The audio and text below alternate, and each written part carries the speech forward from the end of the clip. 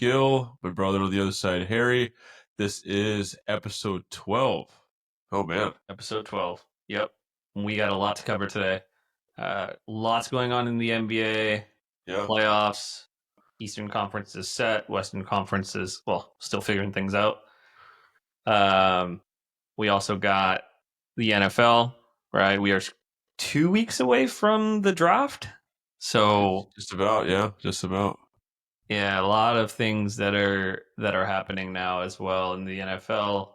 We're gonna jump into all of that. But is there? Let me ask you one thing, Bish. Is there one thing this week that happened in sports that set you off, or or whatever, like something that caught your eye this week? What's the one topic that was? It's currently on right now. It's actually the Masters. I've been keeping up with the Masters the last couple of days. Yeah. Rory McIlroy, Bryson DeChambeau. DeChambeau is actually a Clovis product, so he's a hometown guy for us here in Fresno, Clovis.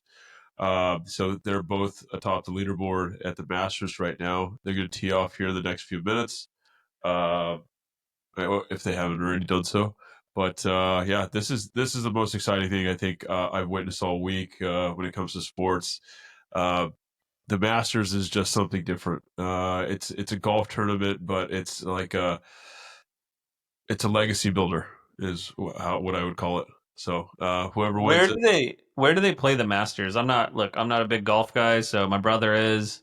Yeah, So this is in yeah, Augusta, Georgia. that's I the mean, Georgia. Okay. just beautiful, beautiful landscape. I mean, it's almost timeless. That course, it's beautiful. Nice. Yeah.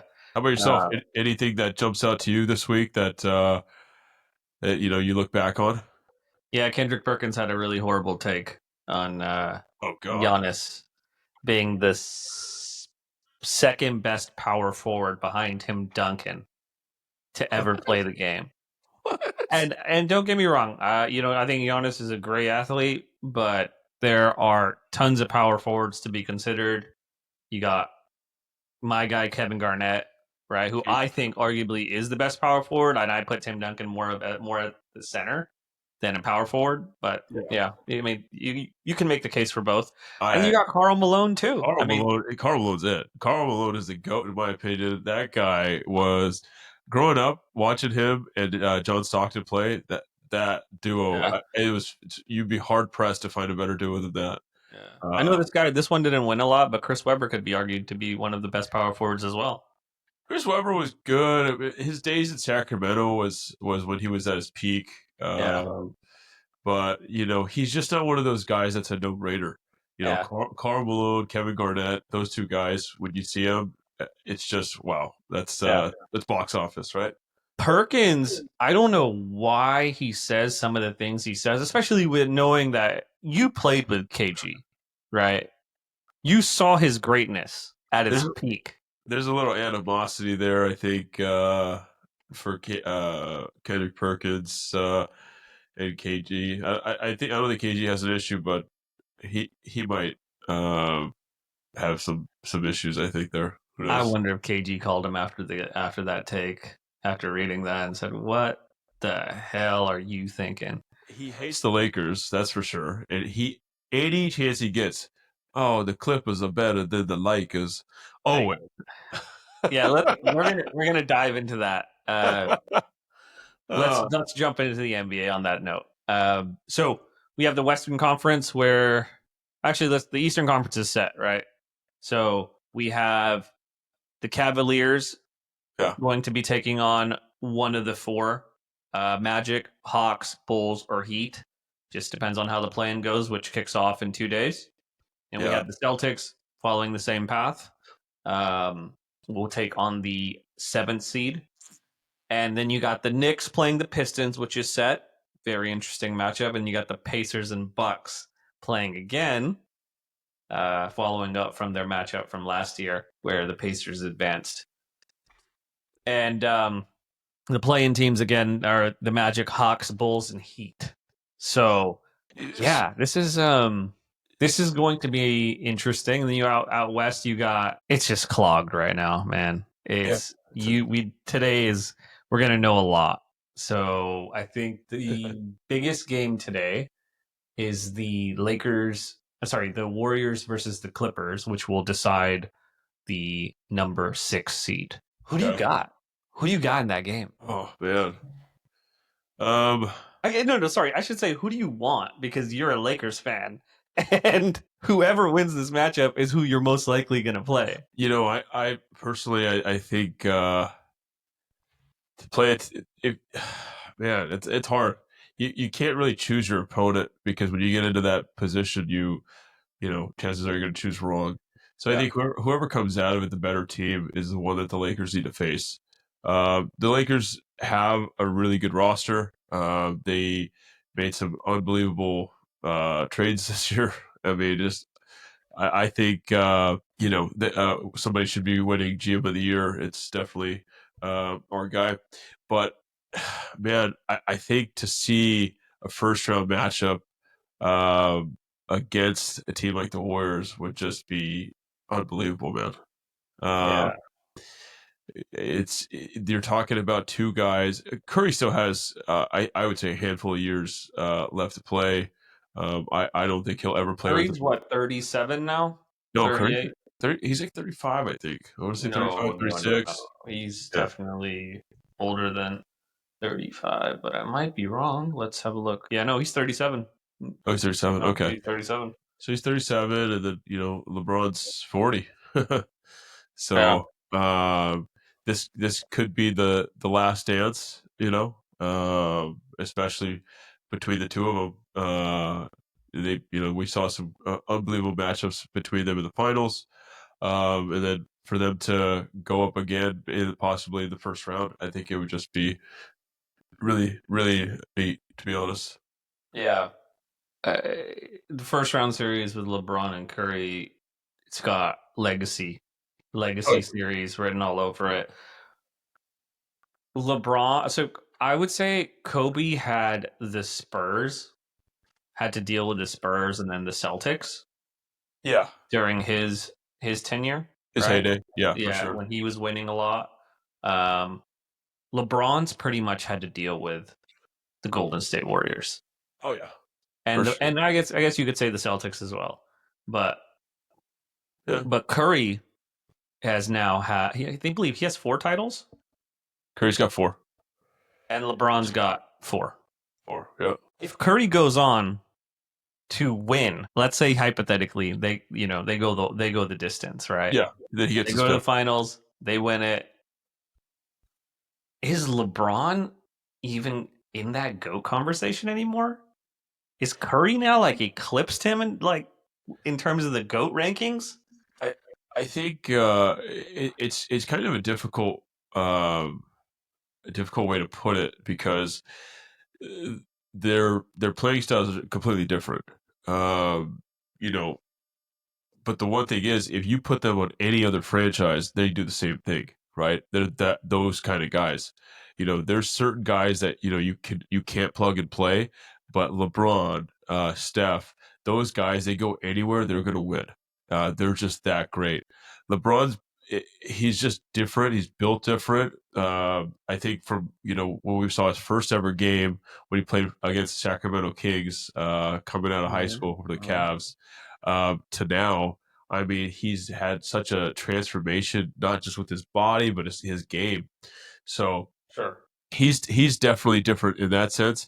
Steph has been doing the same thing since the day he started in the NBA. So his game has just been, man. I don't think there's a player in the NBA that has more fun playing than Steph Curry. So you can have your pick of a GOAT. There's people out there that, of course, the Michael Jordan lifers. You're going to have Steph Curry lifers because kids that grew up watching Steph, they didn't get to watch Michael. So it's different when it comes through the years, through the decades. So everybody's going to have their opinions on it. I just think this is probably one of the best at times to be an NBA fan because you're seeing some of the greatest players to ever come through the NBA. It's unbelievable. Yeah. So the way I see it, Jordan's the GOAT. And then it's like it could be argued in three ways. It could be Kobe, Yeah. it could be LeBron, and now I think it could be Steph. I say this because I think we talk about winning championships is defines, someone as being the greatest, right? Or having all these MVP accolades or defensive player of the year accolades. But I think there's one thing that isn't talked about is fear. Fear of these goats, right? Of Michael Jordan, of Kobe, of Yeah. Steph, of LeBron. Players feared Jordan. Players feared Kobe. Players feared Steph. I know personally, being a Celtics fan, when we Yeah. played them in that series, if Steph has that ball at the end of the game, that's it. Like it gives me so much stress, right? And it's giving stress to all the other players as well, right? Because he's that good. He changes that game. So LeBron, I've never felt that sort of fear with LeBron. Like, Okay. and I think that takes away from him being part of this conversation. Me personally, he's got longevity. He's done things that are amazing, right? You can't even fathom players. I don't think anybody's going to beat his points. Yeah. His points total, right, throughout his year, throughout his career. No one's going to beat that. It's just not going to happen. But yeah, I think Steph, Kobe, Mike, they have that attribute Yeah. that they can scare the living crap out of you. Yeah. Yeah. That's the truth, man. Yeah. It's different. Those guys are just built different. They will every given night. It doesn't matter who's playing with them. They can win the game single handedly, Yep. and they've done it. They've Yep. done it. Yeah. So yeah, I think Lakers Warriors is probably going 7 games because you guys, as the Lakers, they have someone over there that's a killer, like Steph Curry, Oh yeah. that wants the ball at the end of the game, right? He's going to be the one to have the ball. It won't be going to LeBron. It'll be going to Luka. Yeah. And yeah, I mean, I think it'll be a hell of a series if it happens, obviously, right? Luka's playoff performances speak for themselves. Yeah. Right now, I mean he took a decent Dallas Mavericks team all the way to the finals last year. Uh, Yeah. Knocking out some really good teams along the way. Uh, your playoff performances tell the story of your career. In my personal opinion, the guys who've had amazing careers, Chris Webber, you mentioned earlier, he doesn't come to mind because his playoff performances were lacking. Yeah. Finals appearances were lacking. So when you want to talk about greatness, you talk about the playoffs, you talk about the finals, you don't talk about the regular season. Regular season is 82 games and then it's over. Yep. The true season starts when the playoffs begin. And Absolutely. players like Luka that show up and shell out, those are the ones that get talked about, and that's where legacy comes into play. Yeah. Yeah. Um, which playing team out west do you see stealing one of the King out of Kings and Mavs could possibly steal a playoff spot? Okay. So the Mavs, man, I feel really bad for them this year because they lost Kyrie right after trading Luka. AD, unfortunately, it's tough for him to stay healthy. He's a great player when on the court, but Stephen A. Smith said it: street clothes. you know, Uh-huh. so um, it's not fair to him, but that's what's been mentioned in the past. Yeah. I I'll go with the Mavs. I think stealing they really need to get in here, especially to show something for the fans because the fans of Dallas are outraged right now. They're reeling. I Yeah. mean, they brought caskets to the stadium. I mean, fire Nico. It's on the road now on the road Did you see team. him hiding? Did you see him hiding in the I tunnel? Like he's it's just it's oh my god. I feel terrible for the guy. I mean because see Mark the Cuban was just like in his hands were just their face was just covered like the entire time. Like, geez, what did we do? apparently they said if anybody's caught saying fire Nico, they're going to kick them out. The whole stadium was shouting fire Nico, so they could kick out every fan in attendance. But I mean, it's not all on Nico. I mean, ownership has a big to do about it. Yeah, yeah, Luka had a $340 million contract, supermax deal coming to him this offseason, yeah. which is $100 million more than any other max deal. So he would be the highest paid player in NBA history at that point. The ownership group that just bought the Mavs, I believe they have 80-20 split right now with Mark Cuban. Mm-hmm. It's all about money to them. Their bottom line. When you put a contract like that out there, you have to take that whole amount of money and put it into an escrow account. Okay, so maybe they didn't have the money. Maybe it's one of those things where they were like, you know what, we can't tie up that type of money, especially what they want to do is build a new arena with a casino attached to it. Yeah. So that it was a bottom line thing for them, and Nico had to get on board with that as well. Did you did you see the video that they created for Oh, Luka? His emotion. I thought that was the realest thing that I've ever seen from. I mean, Luka he's a very emotional player, right? But very that much. showed me that they blindsided him for Yep, real, and there's no doubt about it 100% that he wanted to be a Mav for the rest of forever. his career, Forever.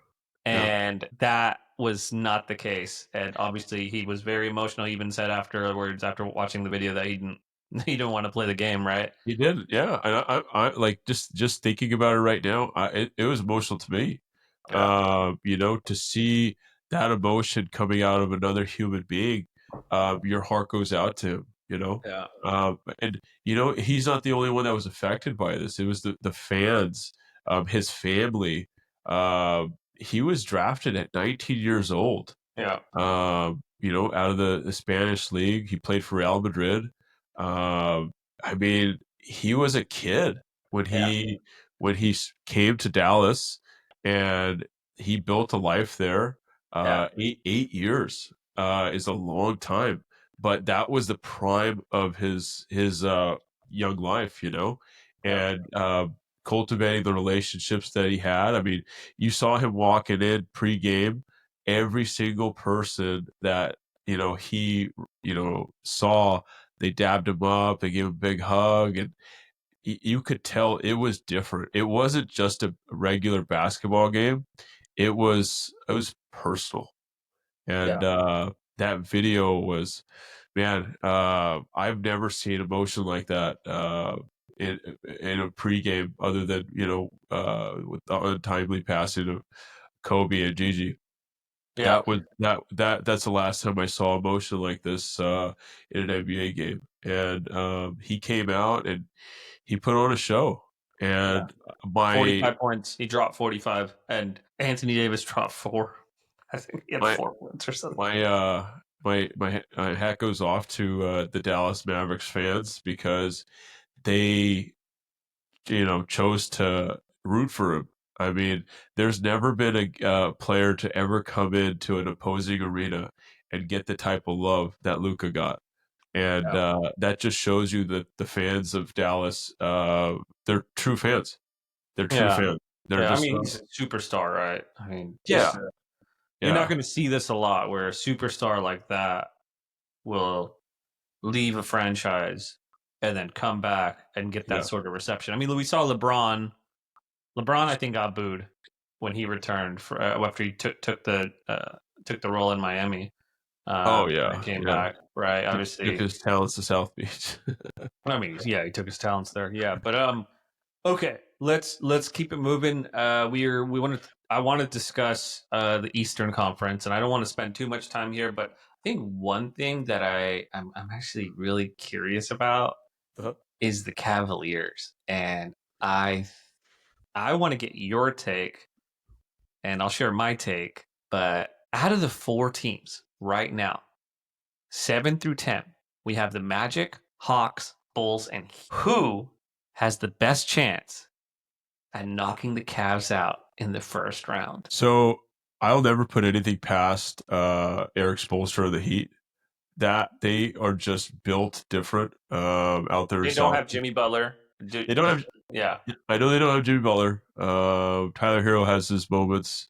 He had a terrible, terrible week. They were down. They were down. I think 4 points. Uh, in this week or Oh, I earlier in saw the week, that. and then Yeah. he he decided to try and have a little bit of Steph Curry time, but Yeah. yeah, he definitely missed the boat on that one. So the Heat are great, when it comes to playoffs, but definitely they don't have the star power right now. Uh, the Magic are young, they're hungry, they're the type of team you don't want to see. The same could be said about the Bulls. The Hawks, I don't really think they have that much to give. Um, Hawks beat them twice this year in the regular season. Keep that in mind. oh well, like I said, The regular Heat, season the doesn't Heat matter. haven't beat them once in the regular season, but the Heat Okay, do have Spolstra. I think yeah, they've won their last several. I mean, I would have been on a sort of a run here. yeah. But yeah, I mean, all right. So who's your pick then? I'll go with the Magic. I think the Magic have the best opportunity. Fair enough. Yeah. Yeah, they're just young, man. They're young. They're very dynamic in their play. I just think they match up better. One thing that you do have to think about also with the Cavs, Yep. um, playing as well as they've played this year, they Yep. put a lot into this regular season. They put a lot into that number one seed. Is it going to come back to bite them? Uh-huh. Uh, so let's see. It's definitely going to be interesting. I'll be honest with you. I'm I'm a Lakers fan. I don't see the Cavs outplaying the Celtics. The Celtics, in my opinion, are still the best team in the East. The record doesn't show it, but Yeah. the Celtics, they're proven and they're the champions. So to be the best, you got to beat the best. And so the Cavs, just because they won the regular season, doesn't necessarily mean they're going to cakewalk into the NBA Finals. Yeah. I mean, Cavs, if they have to play a Heat team that has done it before, right, where they've Yeah, knocked off the number one seed, they can do it again. And the Cavs lately haven't been playing as strong as, well, they have been early on in the season. So, yeah, I personally think the Heat could get it done. It will take 7 games to get it done. I don't think it'll be, 6 games or less. But I think the Cavs aren't as good as they come out. They played on paper. Like, regular season is different. The it playoffs is. are different. It is. Yeah. Spoelstra will have, if it comes down to it, and it is the Heat versus the Cavs, Spoelstra will have his boys ready to roll. Oh, for sure. For sure. Um, Very yeah, prepared. Celtics. I'm not worried about the Celtics. Yeah, I think their first round should be quick, right? Maybe a sweep. Second round, I mean, it's going to be the Knicks most likely, or the Pistons. Yeah. I think they'll beat the Knicks maybe in 5 or 6. If I personally think Knicks will go in, but and then the finals is probably going to be. I would probably say it's going to be the Pacers or the Cavs, Yeah. but I think it's going to probably be the Pacers. Yeah, and then they'll beat them. But I think the true test for the Celtics lies out west. So yeah, So, I'm just doing a little live coverage here for you. yeah, The Masters started, and Rory McIlroy had a two-shot lead. yeah. He's already +2, so he's down two strokes already, and Bryson DeChambeau is -1, so he already took the lead in the second hole. So I mean, this thing is gonna be nuts today. Who are you Uh, rooting for? DeChambeau is I love him because he's a hometown guy. Uh, but no, actually, honestly, no. I'm going for Rory. I've been fortunate enough to watch Rory since the beginning, and this is the last major he needs to complete the major Grand Slam. Yeah. So what that means is he's won every single major, but this one. So if he can win this one, get that green jacket, it'll be a career Grand Slam for him. So I like the legacy, I like the history, and what it represents. And Rory has done it right. Yeah. He doesn't cut corners. I hope that he can pull it out. I think Bryson's going to have a lot more opportunities. Very young guy. Rory's getting older, and this might be his best opportunity. Yeah, but golfers, they generally play into their like 40s, right? They do, but the game's changing.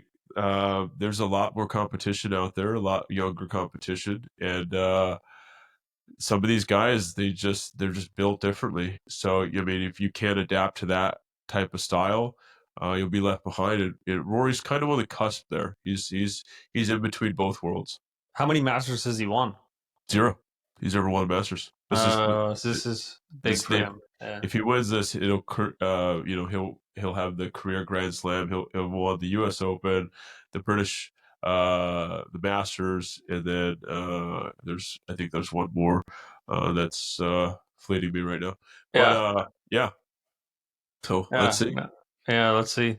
Thanks for that update. So the NBA has gotten very physical lately. Yeah. I mean, Draymond's always been physical, right? Yeah. Dylan Brooks is bringing his physicality. But there's something brewing out in Detroit again. It's Yeah. like ghosts of NBA past. Isaiah Stewart Oh man. he's as tough as they come, right? I don't know if he's one of the best players out there defensively, but he brings something, an edge that has been missing for a very long time in Detroit. Yeah. Ain't that the truth? Yeah. Ben Wallace has been working with him too.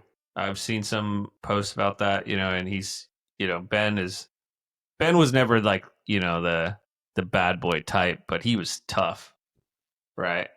Yeah. But Isaiah Stewart's more like a Bill Laimbeer, right? He's cut from that cloth, right? If you're gonna come in, he's gonna bang you, man. This guy is not one of those dudes that's just gonna, just lay low. He's gonna start some stuff. I mean, I actually want to share my screen and show you. I know you saw it. We all saw it. Pistons Timberwolves a couple weeks back now. This all went down here. All right. Can you see my screen? All right. Yeah, I got it. All right. Yeah, there he is. There he is. Stewart. Man. Always in the thick of it. Always in the mix, man. Always. Who braved the cold right and the here. snow It's like on its feet, applauding the intensity. It's emotional, right? The Timberwolves finally showed. Chenzo started it. That's pretty wild, huh? It was nuts. And then Stewart, after he got ejected, came over and pulled his jersey over a little bit to the side, and it says Detroit on it, right? Yeah. Detroit. Just that was, man. I don't know. It's like, and it for whatever reason, you're just seeing more physicality from other players in the NBA. I don't know if they're just, I don't know what's going on. There's like a bug or something. It's just like It's been a long season. A lot of these guys have dealt with a lot of different things. It's been an emotional season. It's getting to that point now where the playoff intensity. These last few games are pretty much the beginning of the playoffs, right? Yeah. So you have to set the tone early. These guys they're no pushovers. Detroit is a very, very good team. They are a young team. Their head coach, Coach Bickerstaff, he's got his guys back. Like he's one of these coaches that you want to run through a wall for. And that shows in his players, man. They play with high intensity, high emotion, and man, I would love nothing more than to have those the bad boy Pistons back, man. That'd be cool. Yeah. It's Guess good what? for the NBA. PJ Tucker signed with the Knicks, right? Oh man, yeah, I saw this. I saw this week what he did. He's he's Yeah, awesome. that set. Think about it. At least we're gonna get 4, probably 6 games of Yeah, that sort of physicality between him and Isaiah Stewart. Oh, it's gonna be great. yeah. Um, That's gonna be amazing for so sure. okay, let me ask you: is it coming down from Adam Silver on the officials to be a bit looser in their calls? I mean, I'm sure the league office has something to do with the way that the games are officiated, but I doubt it. I doubt the commissioner would get involved with something like that. I'm sure they have their mandates. You know, it's look, we have these star players. We need to see them on the floor. We can't have them fouling out. You know, so there's probably something along those lines that's been said, but I don't think it's been mandated. Just hey, loosen up. I doubt that. Do you want to see finesse ball, or do you want to see I this want sort of physicality? I want to see Rock'em Sock'em. I want to see that. That crazy vigor, that fire, passion. That these guys used to play with. The game's changed so much. Uh, you don't see guys driving down the lane, making these crazy dunks or Yeah, even throwing it off the backboard and getting it back. yeah, They'll shoot from half court where the logo is. yeah. It's just that's what the game has changed to. So uh, it's a longevity thing too. I think these guys understand that if they want their careers to be longer, maybe the outside game is something that they need to work on more than their inside game. Who's the toughest player you wouldn't want to face in a game? Oh, that's tough. Think about it. You don't need to answer right away because I'm talking about not just like the current NBA players, but we can look at players from the past as well. I got my Yeah. guy. You want me to answer? Go ahead. Run our test. Oh man, Ron was different, man. Ron was different. So I saw this clip with Draymond, young Draymond, Okay. maybe his rookie year, second year. It's going up against the Lakers when they still had Ron. Oh yeah. The world peace, and they get tangled up. Oh yeah. And Draymond turns around and he sees it's Ron, right?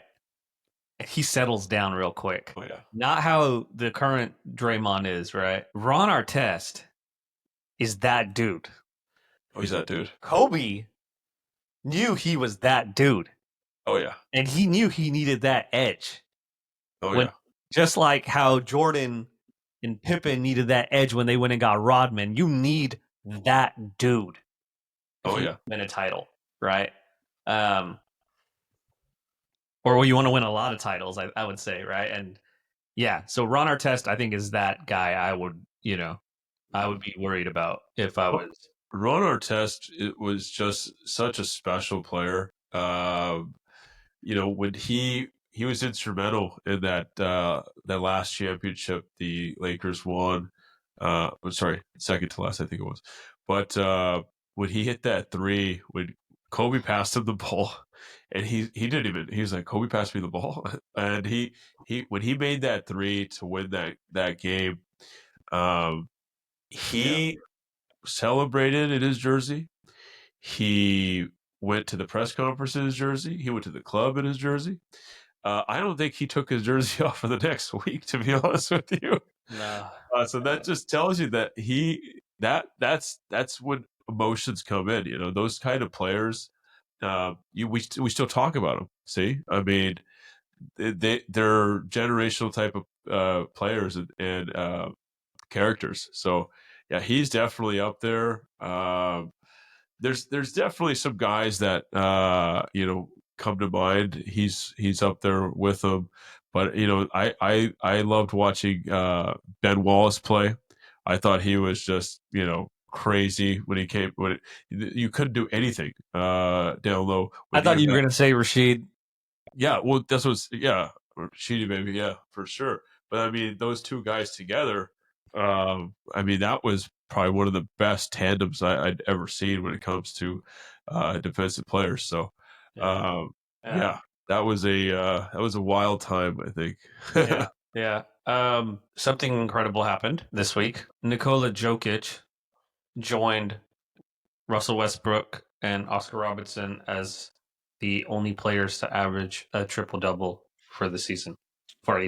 Does this put Jokic in the top 5 big men combo with Shaq, Duncan, Hakeem, and Kareem? I think you definitely have to put him up there. They have a title, right? He's got multiple MVPs.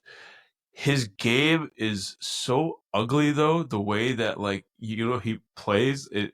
He's good. The guy is just different, but oh man, I hate watching him play. It just feels weird. He's like your old uncle that's playing in the backyard. He plays like that. But he kills it though. He kills it. I mean, if it's defensively, offensively, he does everything unbelievably well that you can't help but put him up there.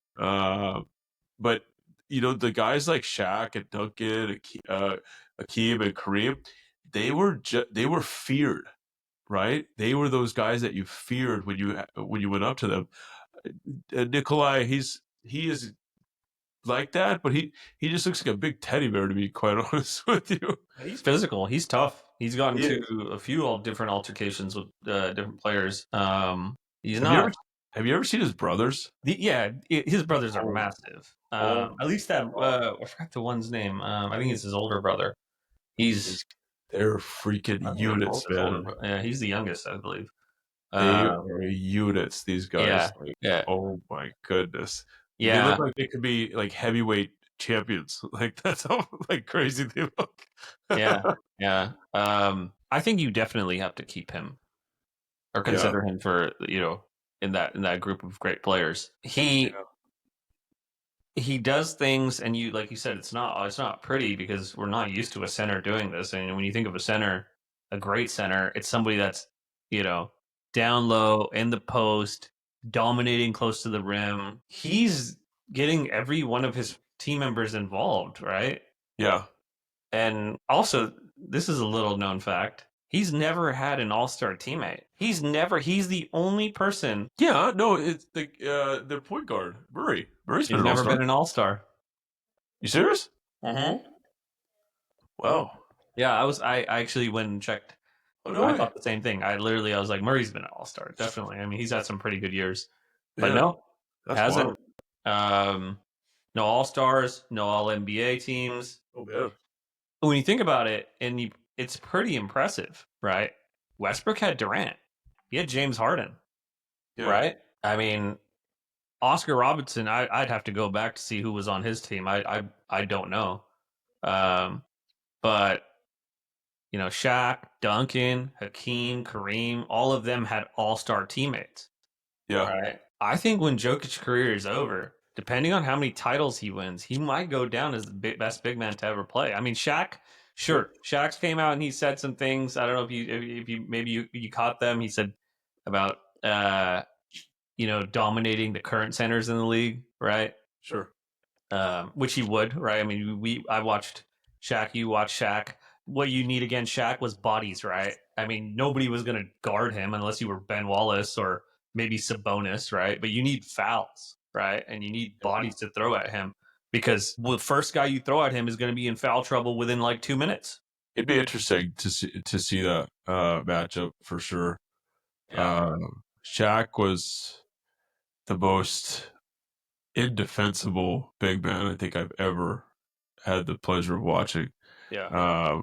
He didn't have to do anything. He just literally posted the guy up, and it was like shooting fish in a barrel. I mean, he got fouled in every single play of his career. Every single play of his career, he got fouled. Yeah. But they couldn't call all those fouls because there would be nobody left to play. Yeah. So, but the hack of Shaq was real. I remember watching this was Shaq's last season. When I believe when he played with the Cavs, one of the last seasons he played against San Antonio and Greg Popovich. As soon as they tipped off, Popovich had Shaq fouled, and Shaq's like looking around like, "What? Why?" And then Popovich is just sitting on the bench. He's like, Yeah. Oh yeah, I so remember that. yeah, that was cool. Yeah, yeah. Okay. So there's another center that is arguably the second best center in the league behind Jokic, Joel Embiid. 76ers aren't making the playoffs this year. Lives right down the road from you too. He does. And it's been kind of quiet this year in Philly regarding the 76ers. And obviously, they've dealt with injuries. Yeah. Paul George has been out. Embiid's been out. Now he has surgery on his knee. Is Joel Embiid going to be on the 76ers when the NBA kicks off next year? The Philadelphia is going to have a restructuring here pretty soon. I think Daryl Morey's out. I don't see Joel Embiid staying. I think they really need to reset that franchise. I don't think he could be a cornerstone of them any longer. I think in order to rebuild, you need to reload and you need to get out with the old, in with the new. Yeah. And he's a really great player, but he needs a change of scenery as well. So Yeah. I think it just works both ways, personally. So I think Embiid's going to be in LA. I think Embiid's going to be a Laker. that would be something. I mean, it's a possibility to get him out of the East. I think any team in the Western Conference works. Lakers have some pieces to offer, plus some picks. They have good assets, but do the Lakers want another big man who has a troubled injury past? They already dealt with one with AD. Do they want to kind of try and go down the same path again? Yeah, It'll be interesting. But yeah, I think this offseason is going to be pretty big for Philadelphia for sure. yeah. I think this offseason definitely is going to be big for Philadelphia. The fans in Philadelphia are some of the most, passionate, I would say, fans. So to have a team that is lackluster, it doesn't work for Philadelphia. Yeah, I mean, it's a proper sports city. I mean, it's just It's like I heard a story once where they said that there's a jail built under a Lincoln Financial Stadium, and it's probably it's true. a drunk tank. Well, I heard there's a judge there. Yeah. So, yeah. I mean, yeah, but so yeah, it's yeah. Let's see what happens with them. Fans remind me of hooligans in from England, Very street. Yeah, no, they're tough out here. I almost went to the 49ers and Eagles game a couple seasons ago. I'm actually glad I didn't because, man, they are not nice. Yeah, no, which is fine, be competitive, but be civil when as well. Like you don't need to, especially after the game. Like say what you want to say, but you don't need to. Like I saw some dude go and grab some guy's hat off his head, leave it when the Commanders lost to them in the postseason. That's. And I don't know. I don't think the guy ever got his hat back. He just kept walking. I was kind of sad because it looked expensive. Yeah, I saw the Packers fan that got harassed by the guy too. Did you see that one? No, I didn't. I don't think I remember that. Oh yeah, actually I did. Yeah, and that guy lost his job or whatever. You're getting canceled real quick, guys. Get canceled real quick. Exactly. Okay, so we got a lot going on in the NBA. We're gonna know a lot today. Yeah. In terms of the Western Conference. And we still got some things going on in the NFL as well, right? Yeah. As the draft is approaching, things are things are going to start to move very quickly. We're going to get back into the NFL, right? You got training camp. Well, I guess before that, what is it? OTAs? Yeah, yeah. Or is it what rookies report? Yeah, the rookies will report first, and then after the rookies, the older guys will show up. Something interesting. So I went down to LA last week. I went to the LAFC Inter Miami match. I got to see Lionel Messi. Walking in, me and my buddies, we actually accidentally went to a VIP entrance or something, and I met Puka Nakua and Matthew Stafford and Matthew Stafford's wife. It was very, very nice. Uh, I proceeded to tell Matthew I'm a 49ers fan. Full disclosure. But I did love you at Georgia. So he went to Georgia decades ago now. But he was really nice, and I asked him to take a photo, and he agreed. So yeah, I got a photo with Matthew Stafford. Really cool. They're very, very nice people, to be honest. First time I think I've ever really met NFL players, uh, and I just thought that was really nice. Like they didn't big time you or anything like that. They were just pretty wholesome. So That's cool, man. shout out to Matthew Stafford, his wife, and Puka. Yeah, that's cool, man. So I met Patrick Willis years ago in San Francisco. He just signed his second contract with the 49ers.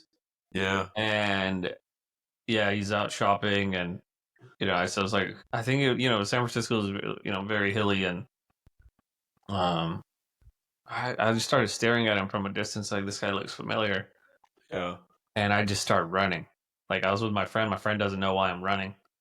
I realized it's Patrick Willis, right? I got this opportunity to meet him, right? So that was cool. I got a picture with Patrick. I ran up to him. I was like, "Do you know who you are?" And I mean, I was exhausted. It was a hill sprint, right? My brain was a bit foggy getting up there. So, anyways, that was meeting NFL players or NBA players or whatever it is, right? It's really cool. It's like some people get starstruck, some people don't, and any athlete. I mean, we're very fortunate to live in the world that we live in, and the country in which we live. The sports here is just the escapism that a lot of us need. And when we see these people and we have them in our homes, we're watching them for so long, they become a part of your family in one sense or the other. You almost feel like you know them, and it's cool if you ever get the opportunity to meet them, and this is the result. Just a wholesome encounter. You hope and wish that for everybody. Yeah, definitely. All right, let's talk about our 49ers. They're going to be picking 11. Yeah. I've been listening to a lot of mock drafts, right? And the more I listen to them, the more I realize that a lot of these podcasters don't actually know who's on the 49ers and what they actually need. Yeah. And no one in this draft is like, this is the best player we've seen in, so like, I don't know. Like a generational talent. Yeah, it's generational talent. There's not a lot of that. I see the 49ers trading down. And I think this is going to happen. Shedeur Sanders or Cam Ward, someone's going to drop, and they're going to keep dropping, and they're going to get to the 49ers pick, and the 49ers are going to, take the offers. Yeah. And they're going to trade down because what they need is O-line and D-line. And guess what? This draft has so much that it is a very much a meat and potatoes draft. And yeah, I think they can get a really good player if they drop down. They can get multiple picks. Because at the end of the day, it's like shooting darts on a board, right? Like you'll be lucky if you get 2 or 3 players that you hit on. So yeah, that's my take. I think they trade down. What do you think? What do you think the 49ers draft philosophy is this year? I think personally, get the best player available. I think that's something that they really need to do. There's a lot of necessities on the 49ers roster. We still have some depth, but I think taking the best player available, be as it may, defense or offense, will do wonders for them. Don't try to get too fancy about it. Yeah. Like you said, the meat and potatoes kind of draft. Get a big time player. That's it. Simple as that. Don't try and do something that will come to bite you in the butt. Trey Lance comes to mind. So Trey Lance, Solomon Thomas. There's been so many Sold like the farm for him, didn't they?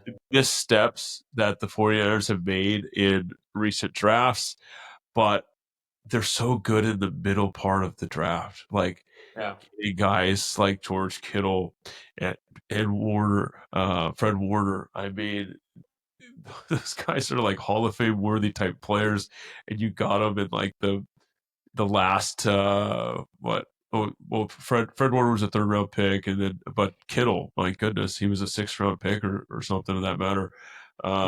You have to make this first round pick count.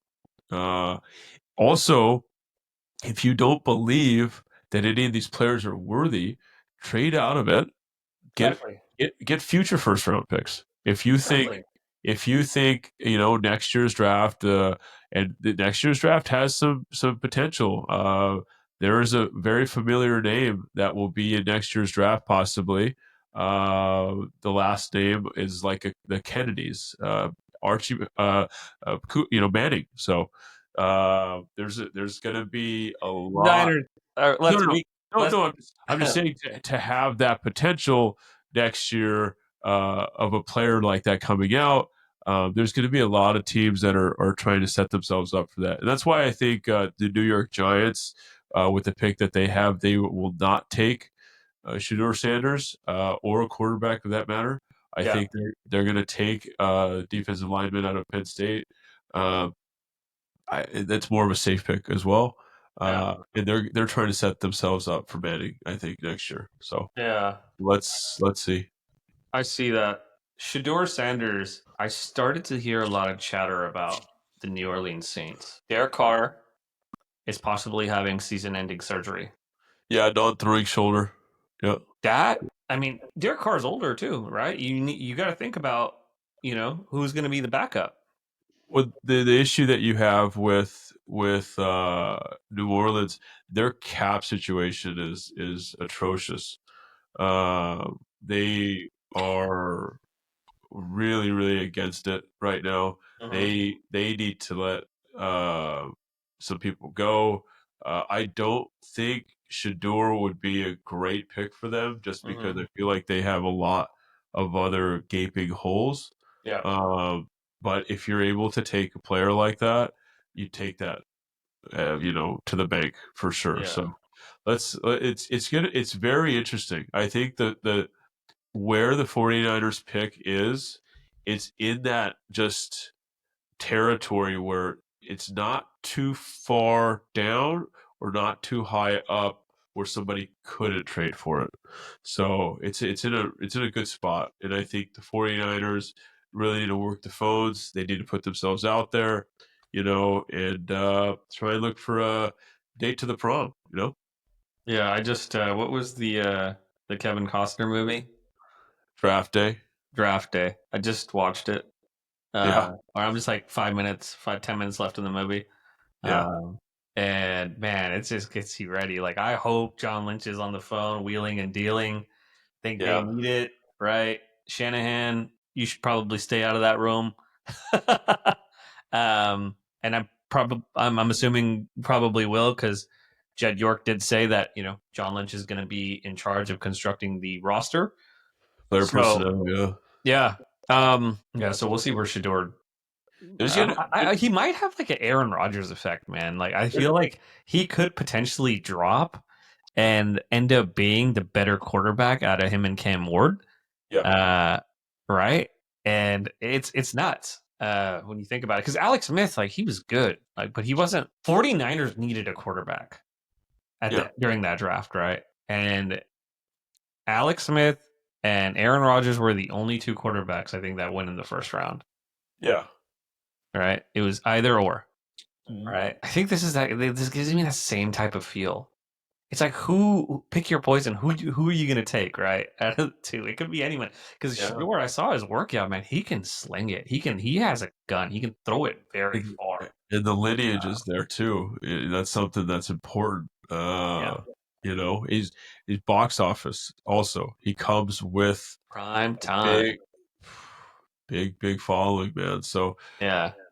I'm excited to see what happens in the draft because this is probably one of those drafts that like it's not a slam dunk. You know, any of the picks like from 1 to 32, anything can happen. Yeah. It's gonna be really. I think there's gonna be a lot of picks where they're gonna do a cam review to Mel Kiper. He's gonna be like, I don't know what they're thinking. I don't know what they're thinking. So you know, because whenever they like mess up his potential draft board, you know, it's hilarious to watch him. He's just like, this is a big mistake here. You know, they don't know what they're.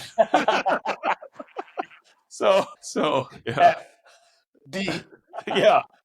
Whenever somebody doesn't agree with Mel Kiper, he grades their picks really harshly. Oh man, yeah.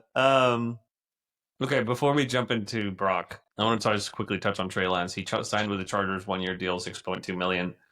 Yeah. The Chargers. Jim Harbaugh is bringing in a quarterback that is very raw, still needs playing time, got some playing time with the Cowboys towards the end of the season. It was, not great. He had I think he had some games where he played okay, right? For parts of the game and then threw a lot of interceptions. But now he's going to Jim Harbaugh, right? And going back to Jim Harbaugh's days with San Francisco when they had Alex Smith was down and out, right? He was probably not going to have the career he ended up having without Jim Harbaugh. Yeah. Oh, for sure. And now Lance is going there. Lance isn't going to be the starter. Herbert's the starter, right? But why do you think Jim Harbaugh thinks he can maybe revive Trey Lance's career here? I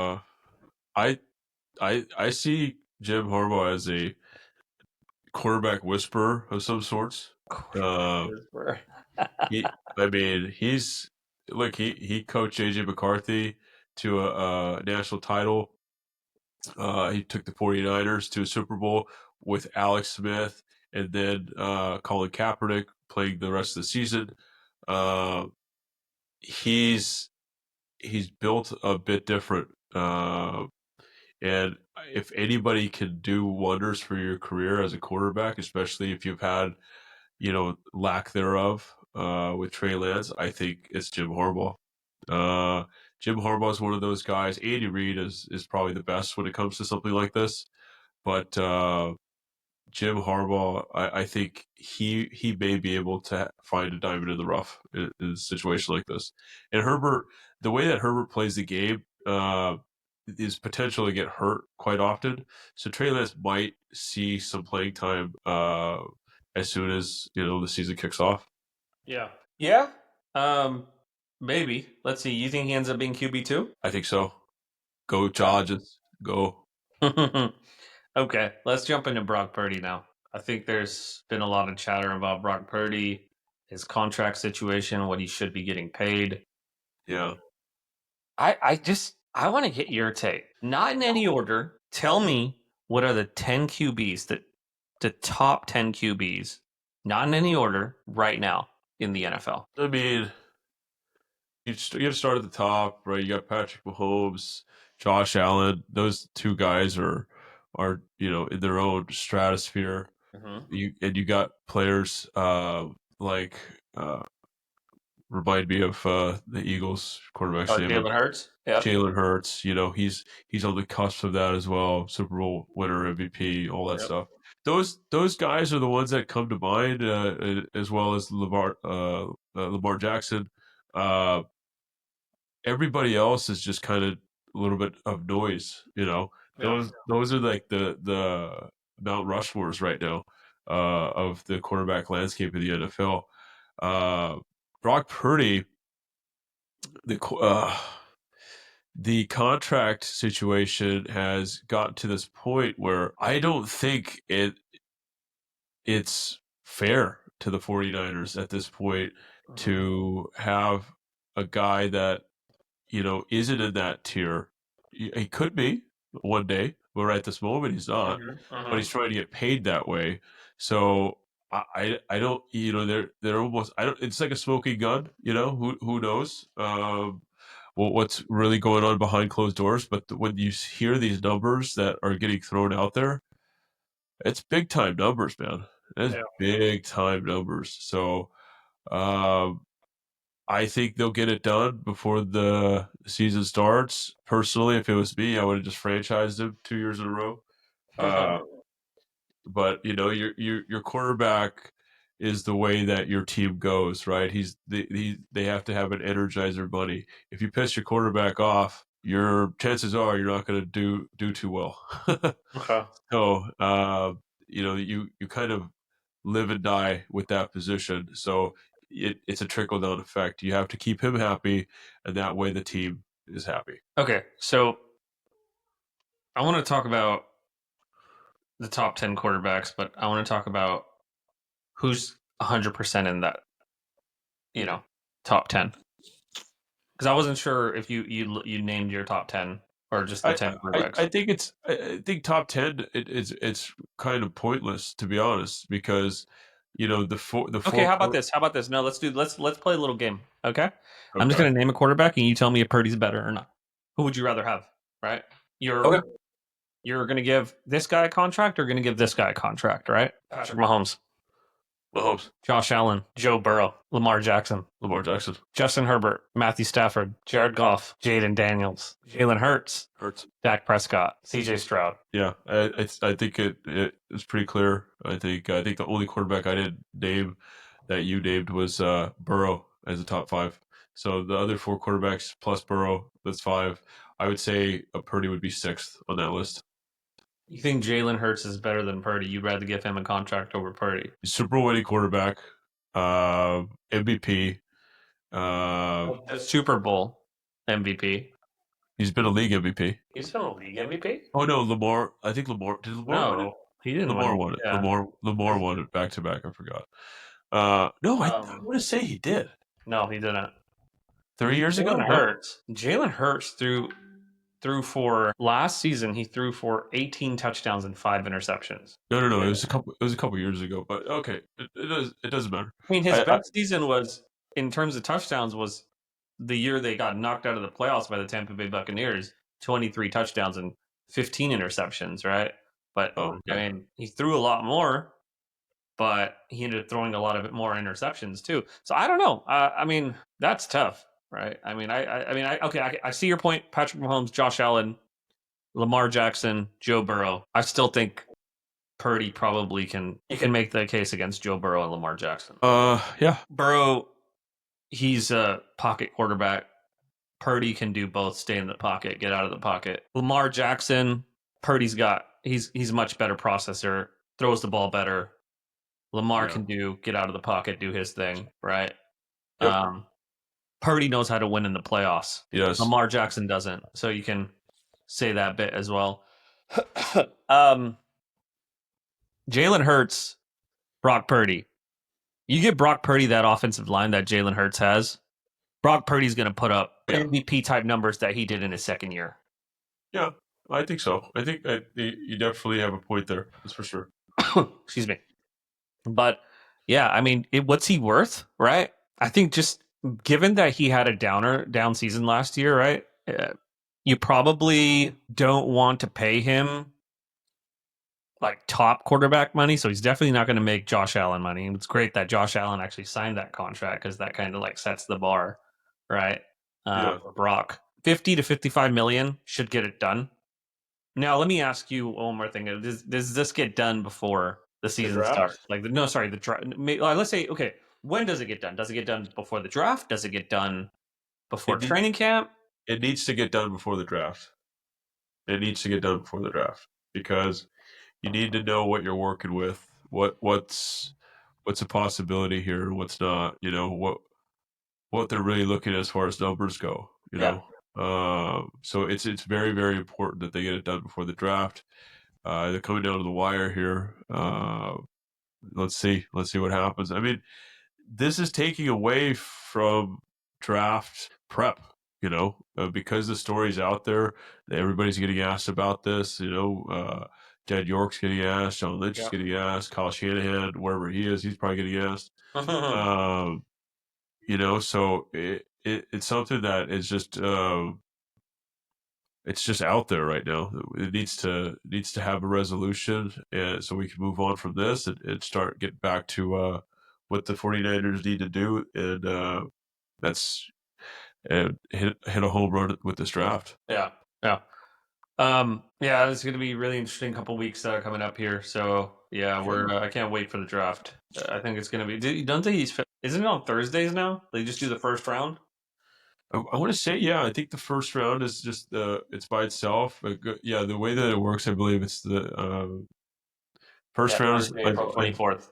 It's whole day. The second and third, and then I want to say 4 through 7 is all in one day. Dude, April 24th. That's literally next week. Yeah, that's insane. Okay, this is going to be fun. Super excited to cover the draft. Yeah, we're gonna do some. We'll do our own mock, you and I, and we'll put them up against the Kuipers out there, and let's see how well you and I can fare against these guys that make millions of dollars. We'll do a personal mock draft next weekend. Yeah, and then share it on X and Instagram and. Yeah, if you guys have, and whoever's watching too, I appreciate you guys watching also, if you guys have your mock drafts or your top 10s or something, please shout them out to us. You could send them to us on X or, DM it, whatever works for you. But we'd love to see what you guys come up with as well. Yeah. Man, we got to get somebody on. Yeah. We got to get another personality out there. I think folks are probably they love watching us, I'm sure, but I think they would really enjoy some of the people that are in our lives, and maybe get some guests out there for sure. Yeah, let's. We're gonna try and get somebody on maybe the next couple episodes. So maybe it'll be Matthew Stafford. I don't know. Yeah, that would be awesome. Make it happen, Bishan. Yeah. Okay, cool. So thanks everyone for joining us on the Golden Brews podcast. This is going to be episode 12, and episode 13 should be out soon too. Yeah. Thank you very much, everybody, for watching. Any platform that you're watching from, greatly appreciated. We cannot do this without your guys' help, but we do definitely enjoy it. We hope you guys enjoy it as well. Yeah. Okay, cool. All right. That's a wrap. All right. See ya. See ya.